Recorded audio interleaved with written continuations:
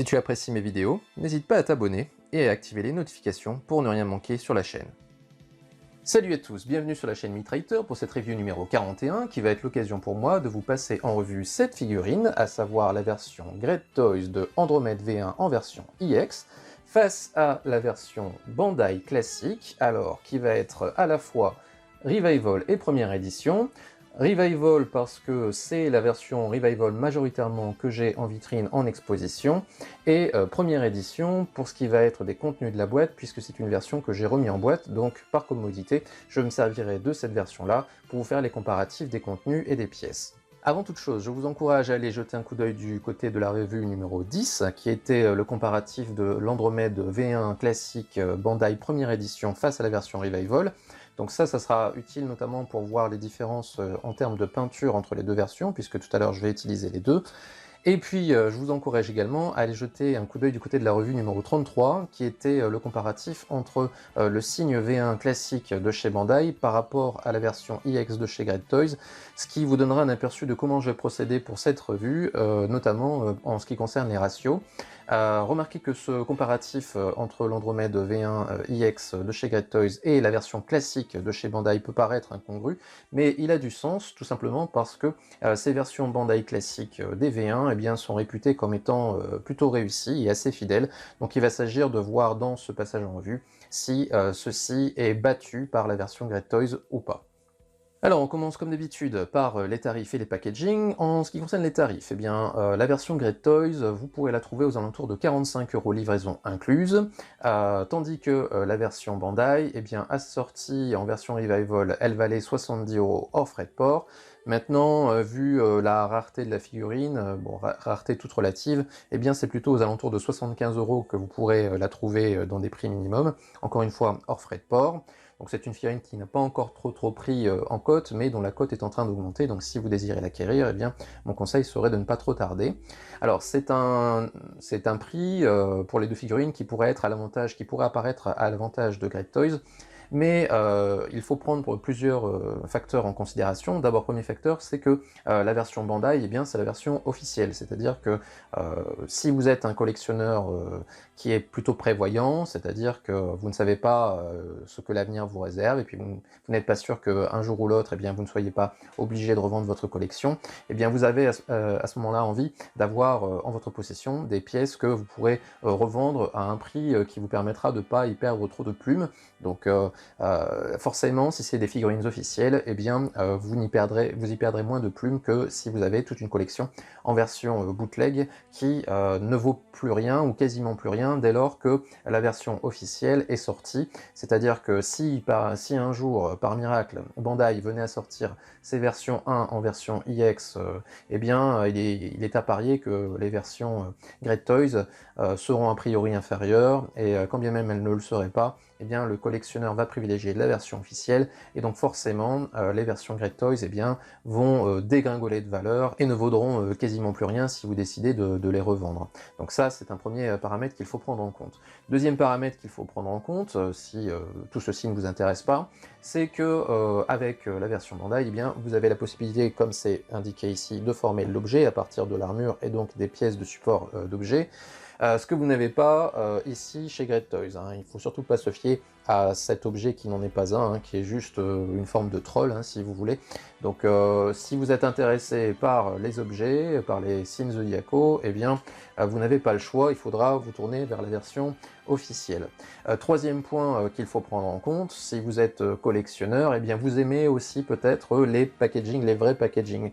Et il n'y a absolument pas photo entre ceci, hein, qui est vraiment très représentatif de ce qu'est le personnage, qui est une belle boîte, bien faite, qui a été étudiée, avec ceci qui est juste là pour maquiller une figurine qui n'a rien à voir avec ce qui vous est présenté.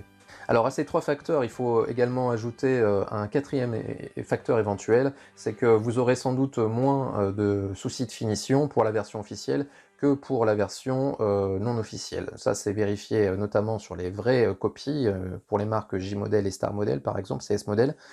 Pour la marque Great Toys, eh bien, en général, c'est plutôt une marque qui a fait preuve de pas mal de qualité sur les dernières années, mais qui reste sur un trend qui est quand même descendant au niveau de la qualité. D'ailleurs, ça fait partie des choses qu'il faudra vérifier avec cette version d'Andromède.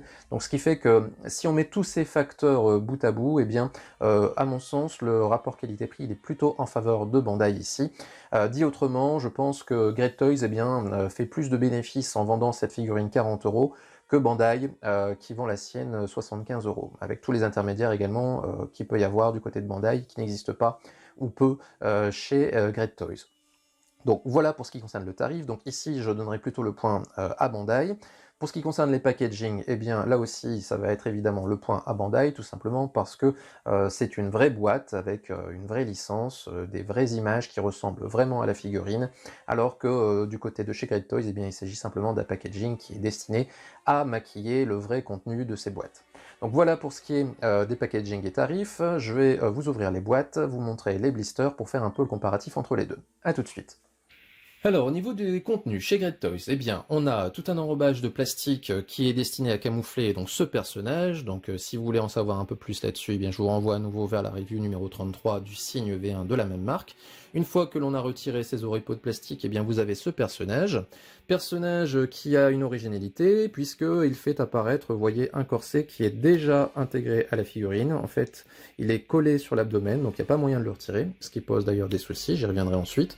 Donc une fois le personnage reconstitué, eh bien, il a cette apparence.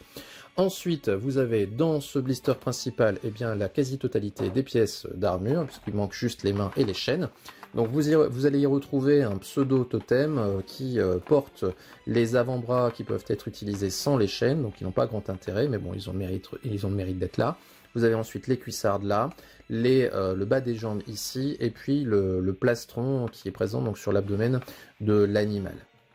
Vous avez ici le casque qui déjà fait apparaître une différence de teinte par rapport aux autres pièces de l'armure, puisque vous voyez que au niveau des coloris, eh bien c'est des pièces d'armure qui sont plutôt d'un rose fuchsia, d'un rose foncé, alors que ce casque, eh bien, il a presque une teinte rougeâtre.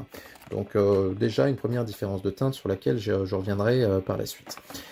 Vous avez donc ce casque, vous avez ensuite les deux épaules, les genouillères et les avant-bras qui sont utilisés, eux, en conjonction avec les chaînes qui sont dans un plastique que je vais vous montrer ensuite, et la ceinture ici. Donc ça, c'est pour le blister principal. Pour ce qui est du reste, eh bien, tout ceci est en sachet.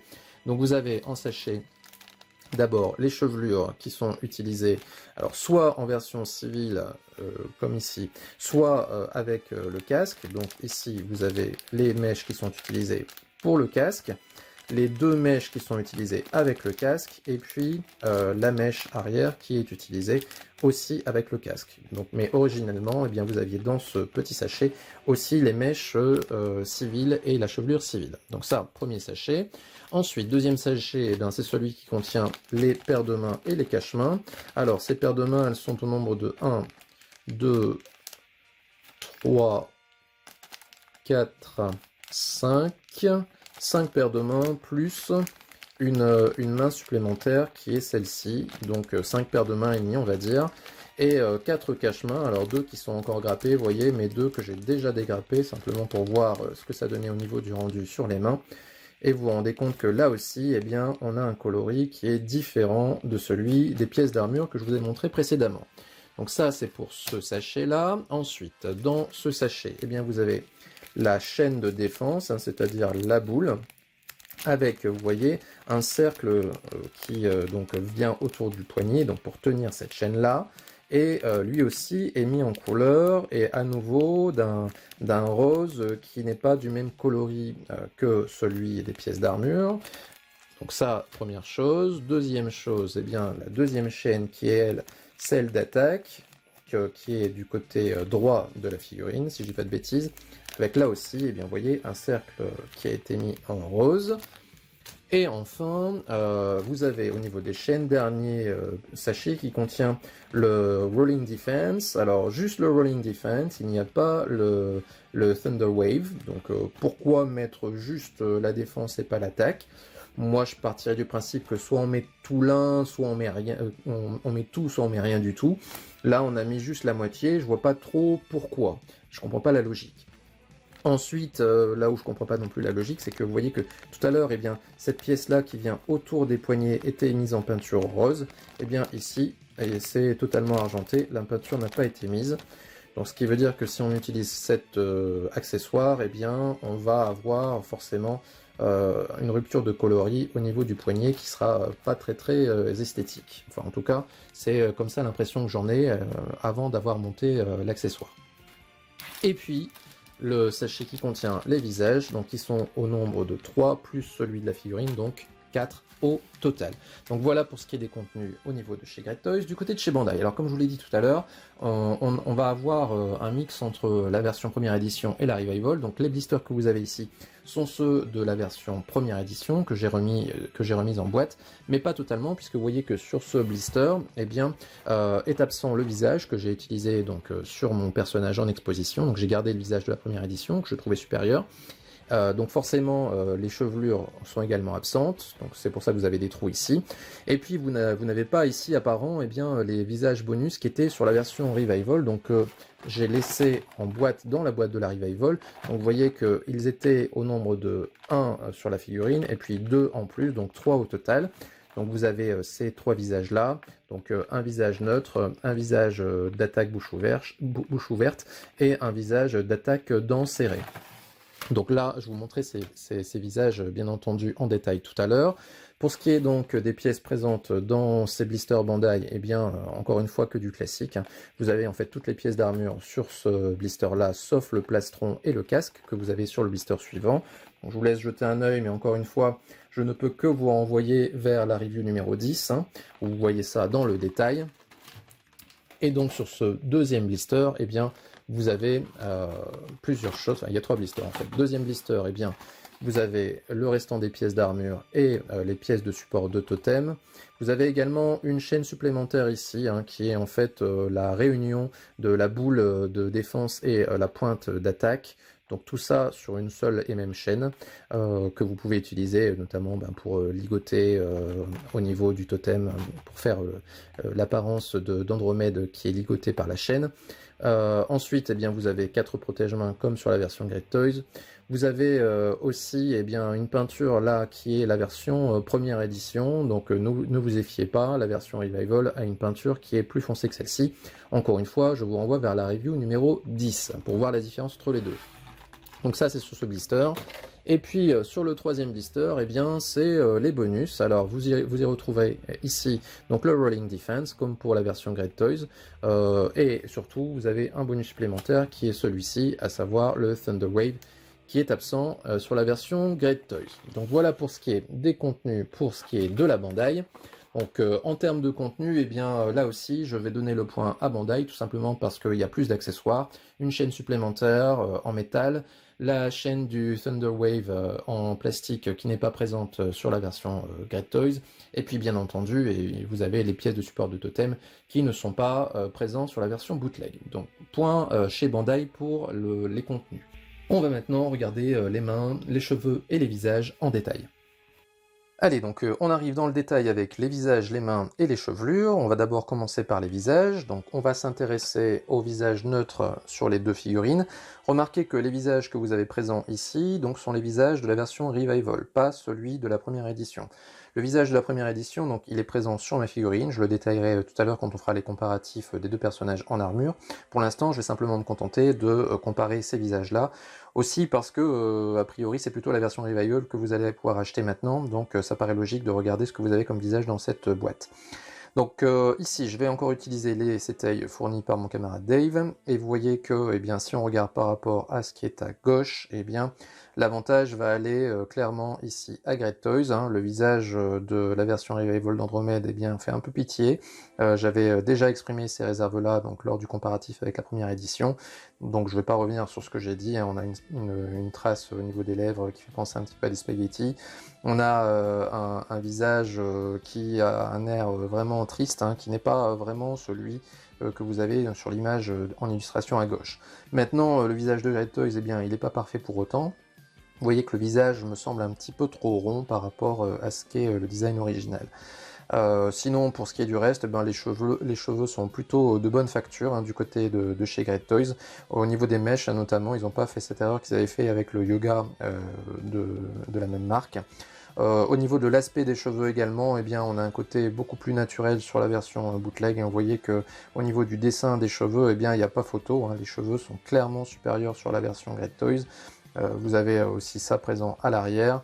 Au niveau finition, eh bien, c'est plutôt de bonne facture, alors quelques petites traces de grappe, hein, notamment ici, mais rien de bien marquant, surtout si on compare par rapport aux autres marques bootleg, c'est plutôt du bon boulot. Donc en ce qui concerne les visages et cheveux, eh bien, a priori, le point va clairement du côté de Great Toys, surtout si on y ajoute dans la balance le fait qu'on a au total 4 visages là, où ici on en a 3. Vous avez ce visage bouche ouverte, donc visage d'attaque, qui est là aussi clairement supérieur sur la version Great Toys. Vous voyez que le visage de chez Bandai, eh bien, il a un aspect très plat, hein. On a du mal à discerner l'émotion de colère ici, ou l'émotion d'attaque, d'investissement dans l'acte qu'il est en train d'accomplir, ce qui est plus présent sur la version Great Toys. C'est aussi visible autant au niveau des yeux que des marques au niveau de la bouche. Donc ça, c'est pour le visage d'attaque. Vous avez un autre visage d'attaque chez Bandai, là où pour chez Great Toys, vous avez un visage souriant. Alors, le visage souriant chez Great Toys, il est quand même très proche du visage neutre. Donc, je vois moyennement l'intérêt de ce visage. Le rictus, il est quand même très subtil, on va dire. Donc, voilà. Bon, remarquez que ce visage d'attaque de chez Bandai, il est limite catastrophique. Et vous avez surtout, et ça c'est un gros manque chez Bandai, eh bien, ce visage aux yeux fermés qui convient particulièrement à Andromède, avec son caractère très posé. Donc on regrette bien évidemment l'absence de ce visage-là dans la version Bandai V1 classique. Donc là, c'est pour ce qui est des visages. Bon, ce que j'ai dit pour les cheveux se vérifie aussi sur les cheveux qui sont en combinaison avec le casque. Vous voyez la différence de qualité de sculpte des cheveux pour ce qui concerne la mèche arrière. Il n'y a pas photo à nouveau. On enfonce le clou chez Great Toys avec présence de 2 petites mèches qui se mettent avec le casque, donc vous avez 2 configurations possibles, là où pour Bandai vous n'en avez qu'une seule. Et puis surtout, le clou du cercueil, le dernier clou du cercueil, eh bien ce sont ces mèches articulées chez Great Toys, donc ça c'est vraiment agréable parce que niveau posing, eh bien, ça ne nous handicapera pas quand on essaiera de tourner la tête.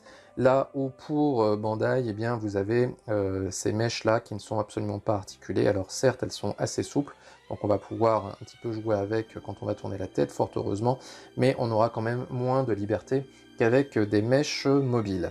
Donc au niveau des visages et chevelures, eh bien, le point va clairement à Great Toys.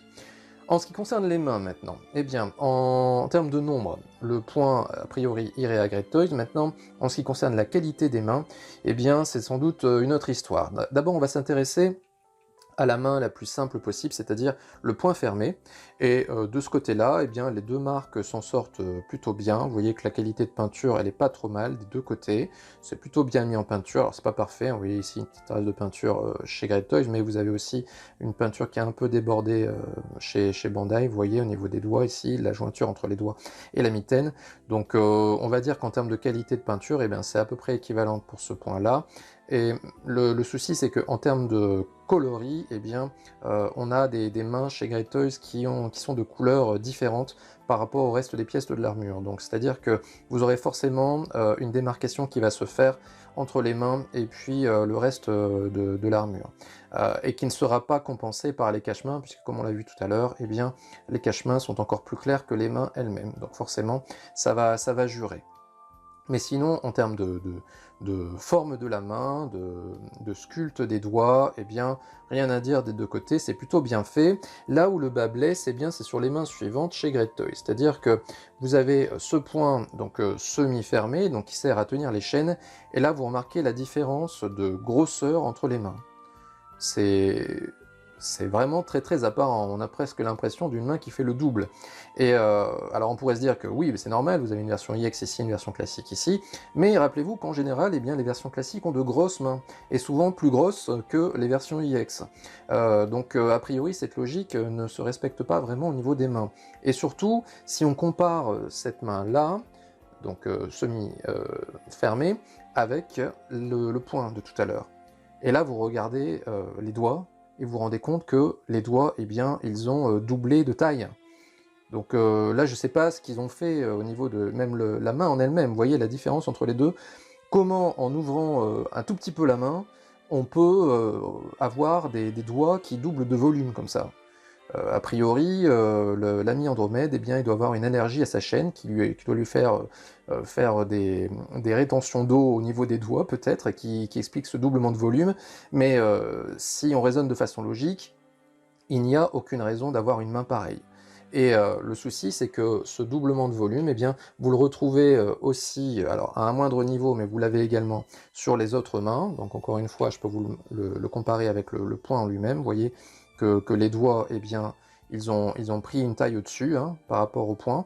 Donc c'est le cas sur cette main-là. C'est le cas aussi sur la main avec les doigts écartés, vous voyez, qui sont aussi bien plus larges. Et également, à un moindre niveau, je l'ai fait tomber, mais je vais la ramasser. Voilà, donc à un moindre niveau, donc sur cette main doigt entre guillemets crochu, vous voyez que on a déjà perdu un petit peu de grosseur par rapport à la main précédente, mais ça reste quand même bien supérieur au doigt du poing. Vous avez par contre chez Bandai, eh bien, une logique qui est plus ou moins respectée. Donc vous voyez par exemple au niveau de la main semi-ouverte par rapport au poing, eh bien, il n'y a pas d'énorme différence de grosseur de la main et de grosseur des doigts. Vous voyez qu'on reste dans des étiages quasiment identiques. Vous avez ça donc sur la main semi-ouverte, mais vous avez aussi ça sur la main avec les doigts qui sont un peu plus tendus. Vous voyez qu'on reste dans des épaisseurs de doigts quasiment identiques. Hein. Et ça se vérifie aussi sur cette dernière main. Voilà. Vous voyez que là, au niveau du respect des échelles, eh bien, il y a clairement un avantage chez Bandai. Donc, si on essaye de faire un peu le bilan de ces mains, on peut louer le nombre chez Great Toys. On peut aussi se satisfaire d'un sculpte des mains et d'une mise en peinture qui n'est pas trop mauvaise, hein, qui est presque équivalente à celle de Bandai. Mais par contre, au niveau de la logique et de l'épaisseur des doigts sur toutes les mains qui ne sont pas celles qui sont pas le point en fait, eh bien c'est vraiment trop gros et c'est absolument illogique par rapport à la main, au doigt de la main du poing. Donc je dirais qu'au niveau des mains, eh bien, je serais tenté ici de donner un match nul. On va maintenant regarder les personnages sans armure, et ça va être l'occasion pour nous de voir si en termes de proportions, eh bien, aussi bien Bandai que Great Toys ont respecté les proportions du design de l'anime. Alors, au niveau du respect des proportions par rapport au Setei, je me suis basé également là aussi sur des ratios. Alors, j'ai utilisé la hauteur jusqu'au cou, tout simplement parce qu'avec le volume des cheveux, eh bien, il est très compliqué de connaître exactement la taille du personnage, donc je me suis arrêté simplement à la hauteur des épaules. Au niveau donc du Setei, donc sur mon Setei, j'ai 19,2 cm, au niveau de Great Toys, j'ai 13,7 cm, et au niveau d'Andromède, donc Bandai, eh bien, j'ai 13,3 cm. Ces deux mesures me permettent d'établir deux ratios. Un premier ratio qui est 1,03, qui est celui entre la figurine Great Toys et la figurine Bandai. Dit plus simplement, on peut dire que la figurine Great Toys, eh bien, elle est 1,03 fois plus grande que la version Bandai. Donc ceci, bien entendu, se traduit dans les faits au niveau de l'apparence du personnage, mais vous remarquez également que la hauteur jusqu'à la taille, eh bien, ici, elle est de 10 cm, et ici, elle est également de 10 cm. Et je pense que c'est assez visible, vous voyez, sur les images. Si on s'arrête au niveau du trou ici, qui est celui donc, qui vient accueillir comment dire, la petite pointe qui se met dans la ceinture, eh bien vous voyez que la hauteur est exactement la même. Et je l'ai mesuré, il s'agit vraiment de 10 cm. Ce qui veut dire que la différence de hauteur entre ces deux figurines, eh bien, elle n'est pas sur le bas de la figurine, mais elle est sur le haut de la figurine. Donc ce qui veut dire que, si la logique est respectée, si A priori, Great Toys suit les proportions de la Bandai, en partant du principe que la Bandai est fidèle aux proportions de l'anime. Eh bien, la logique voudrait que toutes les pièces d'armure sur le bas soient de même hauteur que les pièces de la Bandai. Maintenant, on vérifiera tout à l'heure au niveau des pièces, de la taille des pièces d'armure, que je vais vous donner juste après, et on verra que le compte n'y est pas. Donc ça, c'est le premier constat que l'on peut faire, c'est que 1,03 fois plus grande ici que la Bandai.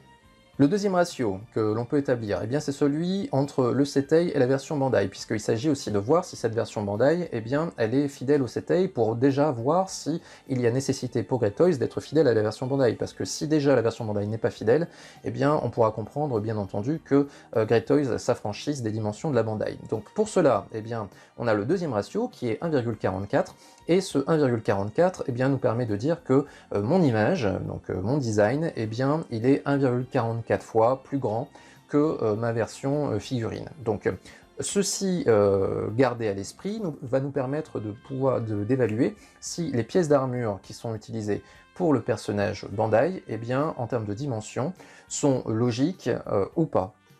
Pour cela, donc, eh bien, j'ai déjà effectué les mesures, donc on va s'intéresser d'abord au bas de la jambe. Alors le bas de la jambe, sur le Setei, eh bien, il mesure 6,3 cm. Sur Great Toys, il mesure 4,1 cm, et sur la Bandai, il mesure 4,3 cm. Remarquez que, en toute logique, comme on l'a établi tout à l'heure, le bas de la figurine étant identique au niveau des mesures, eh bien, la logique aurait voulu, si Great Toys avait voulu copier totalement les dimensions de Bandai, qu'on ait des bas de jambes qui soient de la même taille. Or ici, on a déjà 2 mm de plus ici pour la Great Toys par rapport à la version Bandai. Maintenant, la Bandai était-elle proportionnée à l'image originale? Eh bien, la réponse est quasiment oui. C'est-à-dire que quand on regarde ce que ça donne au niveau du ratio, eh bien on se rend compte que en fait, le bas de la jambe, il est juste 1 mm trop petit. Hein. Il aurait dû normalement être 1 mm plus grand pour être totalement raccord avec le design. Donc c'est-à-dire pas grand-chose. Donc ce qui veut dire que au final, hein, si on juge de la totalité de la fidélité pour ce bas de la jambe pour la Great Toys, eh bien on peut dire qu'elle est trop courte, ce bas de jambe, il est trop court de 3 mm par rapport au Setei, de 2 mm par rapport à la Bandai, mais de 3 mm par rapport au Setei. Donc là déjà on a un petit problème de conformité.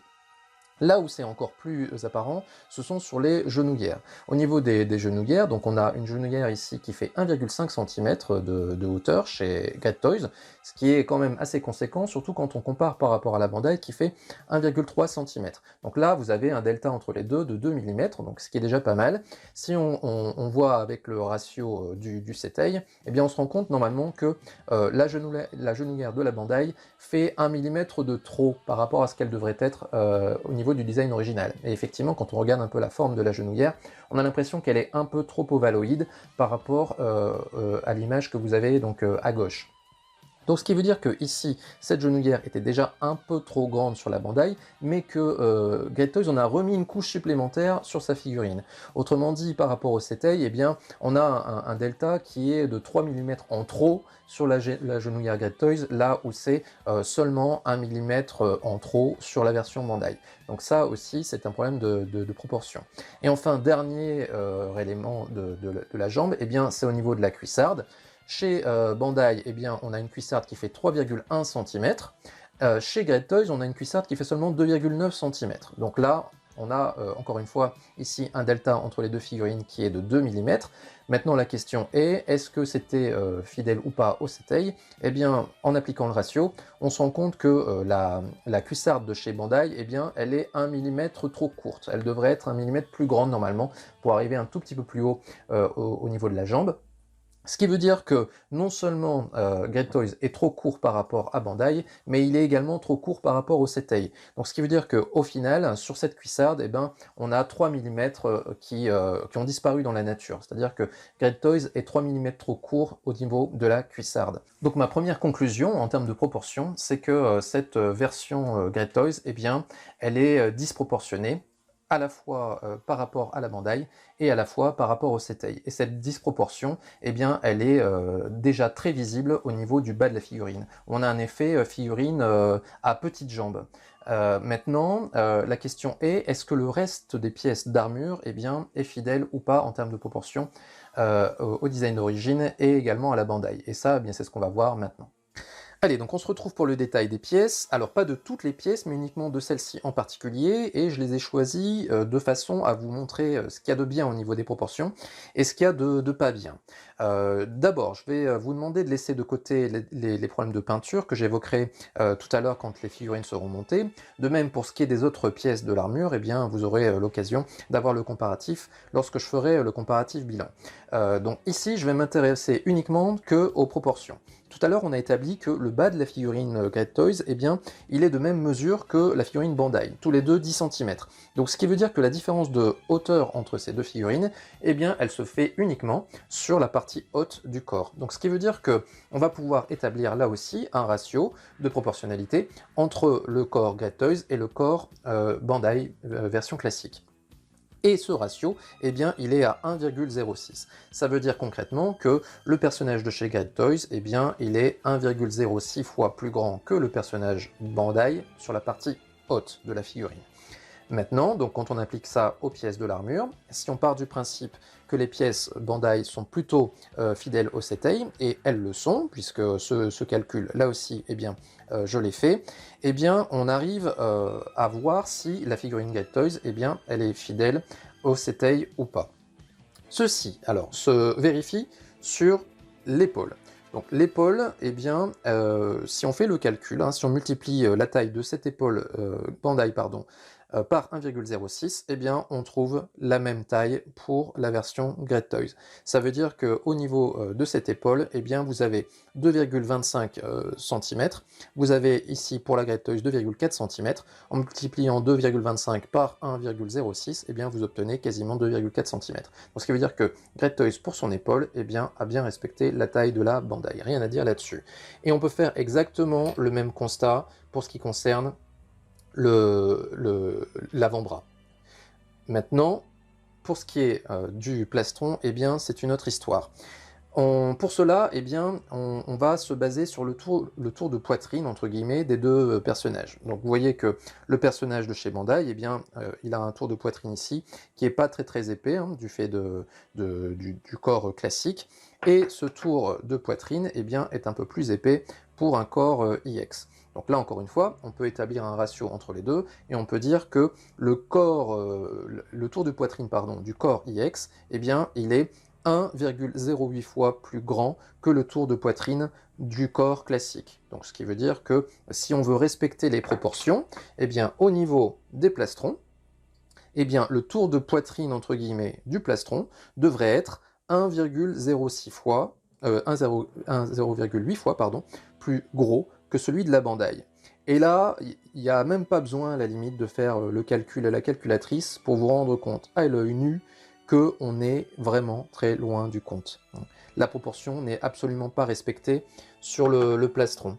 Donc si on avait respecté cette proportion, eh bien, au lieu d'avoir un plastron qui fait 10,2 cm, là où celui de Bandai fait 9 cm, eh bien, le plastron aurait dû faire normalement 5 mm de moins. Donc on aurait eu un truc comme 9,7 cm. Donc vous voyez que 5 mm, c'est pas rien. C'est pas rien, et c'est ce qui donne l'impression à cette figurine d'avoir une sorte de gros plastron qui fait penser plus à un footballeur américain que un chevalier. Donc ce qui veut dire que si on met en combinaison le bas de la figurine qui était sous-dimensionné et le haut de la figurine qui est surdimensionné du point de vue du plastron, pas pour les autres éléments de l'armure, eh bien on a une impression vraiment de footballeur américain. On a une figurine qui a des trop petites jambes et un torse, un plastron qui est beaucoup trop gros. Donc on a un aspect trop massif sur le haut et un aspect trop rikiki, trop rabougri sur le bas de la figurine. Donc ce qui nous donne a priori déjà sur le papier, sans même monter l'armure, eh bien une figurine qui aura sans doute un problème d'harmonie dans les proportions du bas et du haut de la figurine. Donc ceci, eh bien, on va le vérifier après le montage.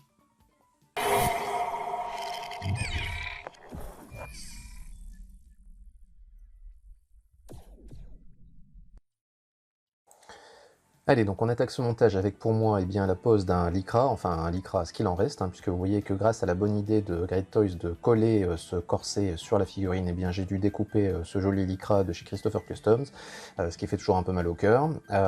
Donc j'espère qu'ils vont arrêter avec ces idées-là, puisqu'ils nous avaient déjà fait le coup sur les pièces collées pour Dolores, donc j'espère que maintenant ils vont comprendre qu'une cloche, on aime bien la monter. Pour ce qui est du bas de la figurine, j'ai pas trop de soucis, sauf les genouillères qui s'emboîtent pas très bien. En fait, la jonction se fait pas très bien entre le bas de la jambe et la cuissarde. Donc il faut jouer un max avec ces deux pièces-là pour pouvoir bien rentrer les genouillères. On arrive maintenant à la ceinture. Bon, ceinture qui a pas posé de soucis. Vous voyez que la boucle de ceinture en fait a des ergots qui sont suffisamment longs pour qu'elle tienne en place. Donc pendant la manipulation, j'ai pas eu de problème. On arrive donc sur le plastron, bon plastron qui ne pose pas de souci à monter, sauf la partie avant qui ne se clipse pas très bien, donc il faut pas mal appuyer dessus pour pouvoir la faire tenir. On arrive donc maintenant sur les bras. Alors, au niveau des avant-bras, je ne suis pas trop content parce qu'en fait, vous voyez que là, je les ai placés au départ sur le côté pour essayer de camoufler un maximum l'articulation. Mais le souci, c'est que quand on essaye de mettre les chaînes, donc ce que je viens de réaliser en fait, eh bien, le cercle qui permet de tenir la chaîne ne peut rentrer sur le bras que si on met l'avant-bras en position avec le coude caché, donc ce qu'on n'aime pas vraiment faire quand on essaye de planquer les articulations. Donc ceci va nous condamner à essayer de faire plutôt des poses avec des bras un peu pliés, comme je le fais là, vous voyez, pour pouvoir cacher les articulations du bras. On arrive maintenant sur la pièce qui est très difficile à monter, donc ça je vais vous en faire un détail juste après ce montage. Donc pas facile à monter ce casque sur la tête. Il faut pas mal jouer avec les deux pièces pour pouvoir assurer la jonction entre les deux parties du casque. Mais globalement, si vous vous y prenez correctement, eh bien normalement, ça ne doit pas trop poser de soucis à mettre. Tout le problème, c'est d'arriver à y placer la mèche tout en pouvant encore fermer le casque. La jonction du casque est pas facile.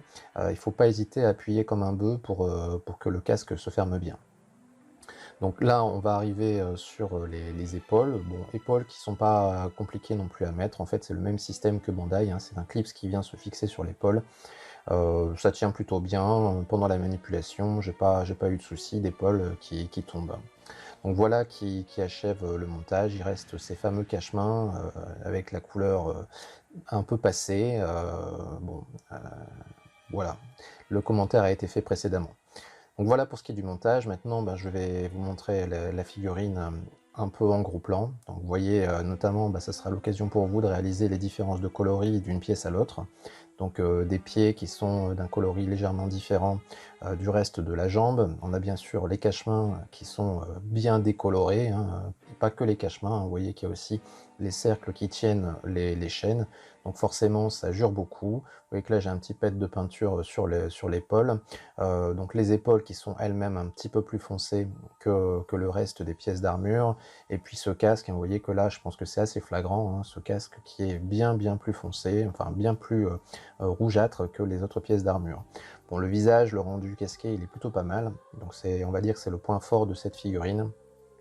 Au final, c'est quand même pas mal d'approximation de la part de Great Toys et forcément un sentiment de déception une fois que la figurine est montée.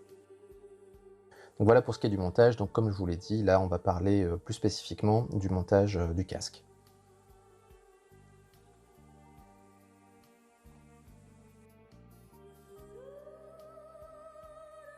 Allez, petit ajout en termes de montage, puisque je vais vous faire le détail du montage du casque sur la tête. Si je le fais, c'est tout simplement parce que j'ai entendu pas mal de gens qui avaient galéré pas possible pour essayer de le mettre, donc là je vais vous montrer ma méthode qui a priori a l'air de fonctionner. Alors, d'abord, l'erreur à ne pas faire, c'est d'essayer de tirer là-dessus, il faut pas essayer puisque c'est collé, donc il faut simplement détacher le casque comme ça en deux, avec cette partie, donc la partie gauche qui s'en va. Donc le diadème reste sur la partie droite. Ensuite, d'abord, si jamais ça ne se passe pas bien, c'est peut-être parce que votre pièce, elle a du mal à s'emboîter sur la petite barre qui est là. Donc moi, ce que j'ai dû faire, c'est que j'ai gratté un petit peu le chrome. Comme ça, la pièce, eh bien, elle rentre bien mieux ici. En fait, quand je parle de la pièce, eh bien, je parle de la pièce de la tête. Vous voyez, cette pièce-ci, vous avez un cran ici. Eh bien, ce cran-là va venir se mettre sur la petite barre qui est ici. Donc si jamais vous voyez que vous avez du mal à le mettre, eh bien peut-être qu'en essayant de gratter un petit peu le chrome, eh bien ça rentrera déjà mieux. Alors la première chose à faire, c'est de positionner la mèche. Donc moi, c'est ce que je fais. Donc je positionne la mèche au niveau du casque, comme ceci. Ensuite, vous voyez, avec le majeur, eh bien je la maintiens collée au niveau du casque. Donc ça, c'est la première étape. Ensuite, deuxième étape, eh bien, comme je vous l'ai dit, il va falloir donc essayer de mettre la tête, le cran de la tête dans le casque. Donc là, voilà, j'ai positionné la mèche, vous voyez, je la maintiens comme ceci. Donc le cran ici, eh bien, il va falloir essayer de le mettre sur la petite barre métallique. Donc, alors, c'est pas évident de vous le montrer. Alors, vous voyez que ici, eh bien, je vais positionner la tête dans la mèche qui est ici, comme ceci. Vous voyez, je rentre comme ça un peu en oblique. Alors, je vais essayer de le faire le plus visiblement possible. Donc comme ça en oblique, je rentre. Et ensuite, je maintiens et je pousse sur l'arrière pour venir donc mettre sur le cran, ici, l'arrière de la tête. Et voilà. Donc là, j'y suis. Donc vous voyez, je suis bien sur le cran. La mèche est positionnée. Donc là, a priori, je suis bon. Ensuite, eh bien, je prends la deuxième partie du casque. Même chose ici, hein, si vous avez du mal à le mettre, c'est peut-être parce que cette pièce-là eh bien, est trop épaisse par rapport à la rainure qui est ici. Donc encore là aussi, eh bien, j'ai gratté un peu le chrome. Je pense que vous pouvez arriver à le voir. Voilà. Donc pas le gratter trop non plus parce que sinon vous aurez du jeu ensuite. Et puis ensuite, eh bien, vous voyez qu'il suffit simplement de repositionner donc, cette partie de casque, donc la deuxième moitié de casque. Voilà. Comme ceci, et ensuite, eh bien, vous n'avez plus qu'à appuyer un peu comme un malade. Vous voyez, donc là, c'est bon. Alors, plus vous allez le démonter, le casque, et moins ça tiendra. Donc, essayez d'éviter de faire la manipulation 30 000 fois. Moi, mes fixations commencent à fatiguer. Hein. Bon, en tout cas, la mèche est mise, le casque également. Vous voyez que mes fixations commencent à être un petit peu usées, mais voilà. La mèche est en place, bien placée, pas de souci. Voilà, en espérant que ça vous soit utile.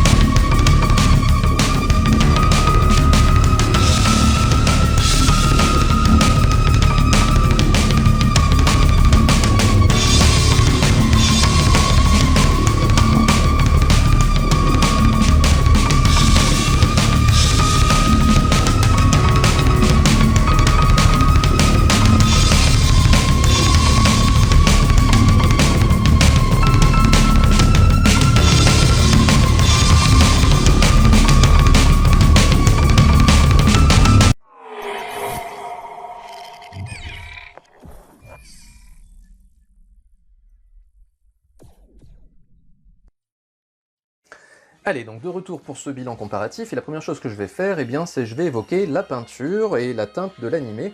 Donc vous remarquez que ici face à vous, donc à droite au niveau de la vidéo, vous avez donc cette Andromède, cette fois-ci version V1 édition Revival, donc par rapport au coloris que vous avez vu tout à l'heure, eh bien vous voyez que l'armure est légèrement plus foncée. En fait, la couleur est un petit peu plus péchue. Maintenant, la question est-ce qu'elle est fidèle vraiment à l'animé ou pas? Eh bien, à l'animé et au Setei d'ailleurs.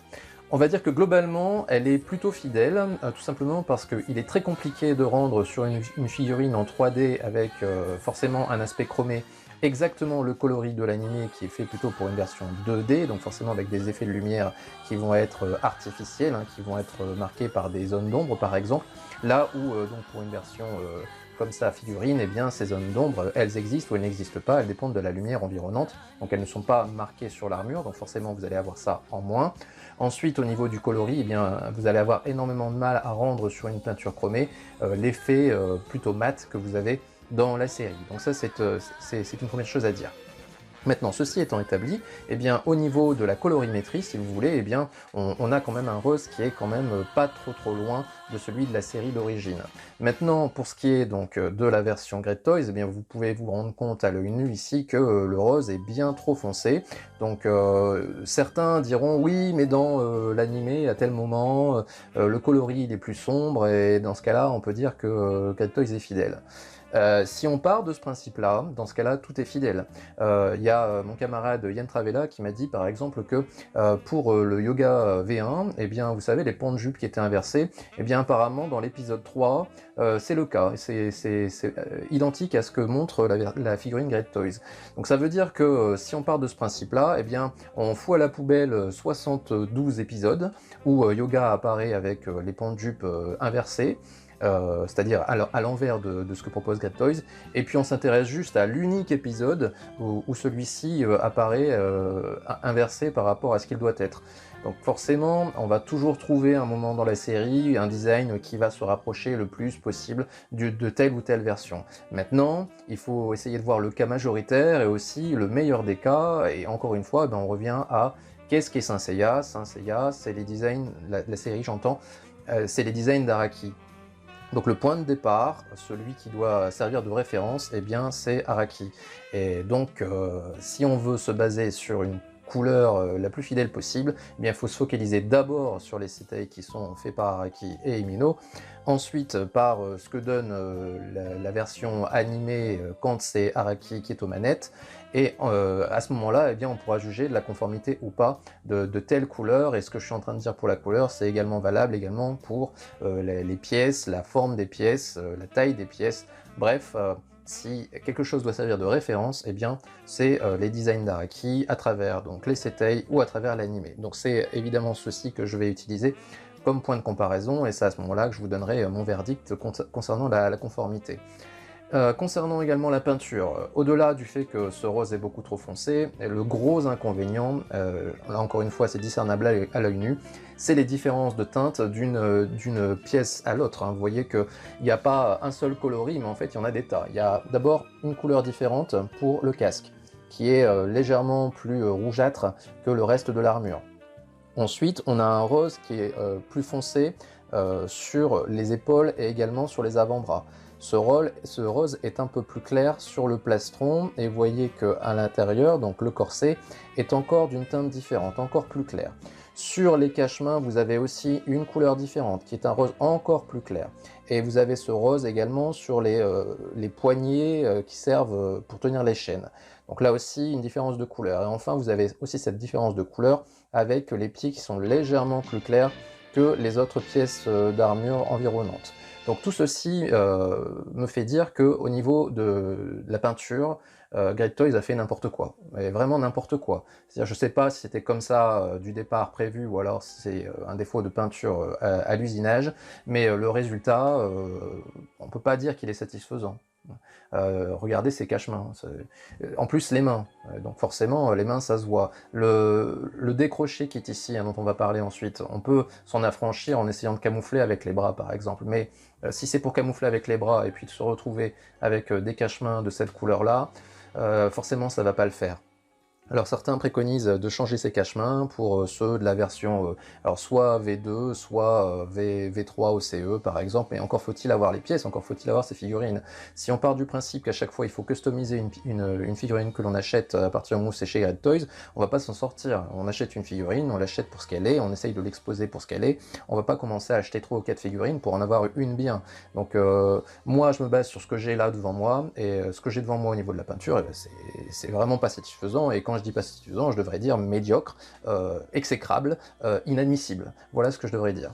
Maintenant, moi j'ai la chance d'avoir des cache-mains de meilleures couleurs, donc que je vais emprunter à d'autres figurines, donc forcément je vais les changer, mais encore une fois, pour celui qui n'a pas les pièces, eh bien il va devoir se contenter de ça. Et ça, eh bien malheureusement, c'est pas satisfaisant. Donc déjà, pour la peinture, ça ne va pas. Maintenant, on va s'intéresser donc à la conformité avec le design d'Araki. Donc on va démarrer comme d'habitude par le bas de la figurine, donc on va s'intéresser au bas des jambes.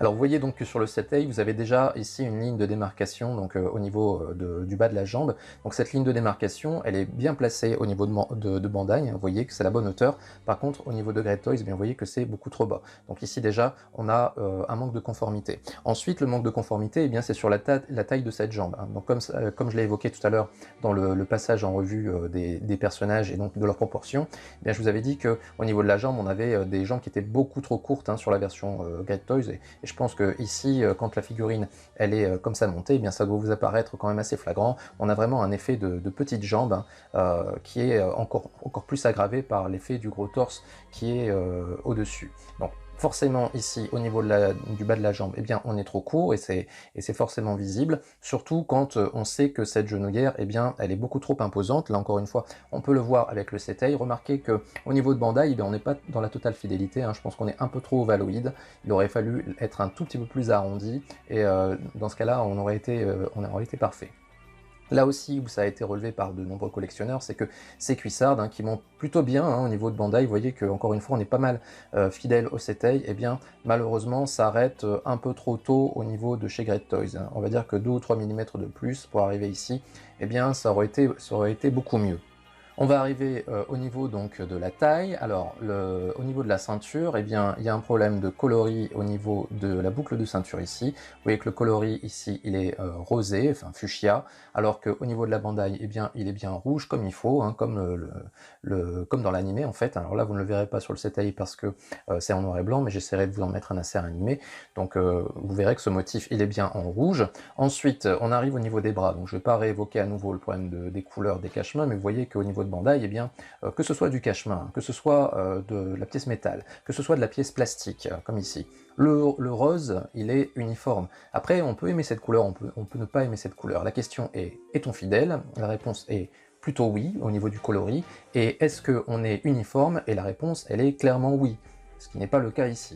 Donc, vous voyez qu'ici, au niveau des cache-mains, eh bien, il n'y a aucun souci. Remarquez aussi que j'ai recopié la pose que j'ai sur ma version Revival que j'expose en vitrine et que je ne voulais pas casser. Donc je l'ai recopié sur la version Great Toys, et du coup, on a beaucoup moins l'effet de grosses mains que l'on aurait si on mettait les points qui permettent de tenir les chaînes, hein, puisque ces mains-là sont un tout petit peu plus fines que les mains semi-ouvertes ou semi-fermées, c'est selon. Donc forcément, là, il faudrait ajouter ce défaut-là si vous comptez exposer votre personnage en le faisant tenir les chaînes. Eh bien vous aurez forcément en plus un effet de grosses mains qui sont encore plus grosses que ces mains-là que vous voyez à l'écran. On arrive maintenant sur le buste. Alors au niveau de Bandai, eh bien, vous voyez qu'on a une pièce qui est quand même pas mal fidèle, avec pas un énorme décroché ici entre l'avant du plastron et puis le corset. Donc ce faisant, eh bien, on suit directement le design d'origine. Là où par contre au niveau de Great Toys, eh bien, vous avez un gros décroché ici, alors que j'ai camouflé en mettant la main devant, mais vous avez un gros décroché entre le plastron et le corset. Et la question est pourquoi? Pourquoi avoir fait ça? Évidemment, on va vous dire oui, mais il s'agissait de garder l'articulation au niveau du buste qui permet de faire, de plier un peu la figurine vers l'avant ou vers l'arrière.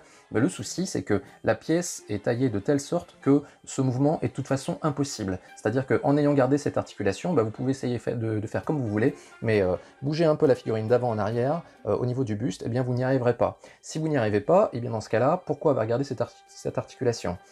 Si on a gardé cette articulation, eh bien on aurait dû essayer de faire en sorte que ce décroché-là apparaisse le plus naturel possible. Alors je ne sais pas comment ils auraient pu faire, peut-être en avançant un tout petit peu encore cette pièce-là, en la prolongeant un tout petit peu, ou alors en l'affinant pour venir épouser le corset, ou alors peut-être en épaississant le corset. Toujours est-il qu'il y avait peut-être moyen de faire mieux que ça, et s'il n'y avait pas moyen de faire mieux que ça, eh bien il fallait faire comme Bandai, c'est-à-dire faire un plastron en un bloc, sans corset, et puis de toute façon au niveau de la mobilité ça aurait été pareil, et on y aurait gagné en esthétique. Donc là, ce choix pour moi est absolument incompréhensible.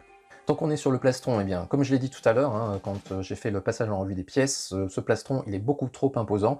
On a presque l'effet comme s'il avait de la poitrine, Andromède. Alors, je veux bien, évidemment, que Andromède est une femme, normalement, mais bon, le personnage en reste quand même un mec. Vous remarquez que au niveau de Bandai, eh bien, on a certes cette poitrine un peu apparente, mais qui est plutôt plate. Donc là, ici, on a presque l'impression que c'est la version Netflix de Shun, hein, si vous voyez ce que je veux dire.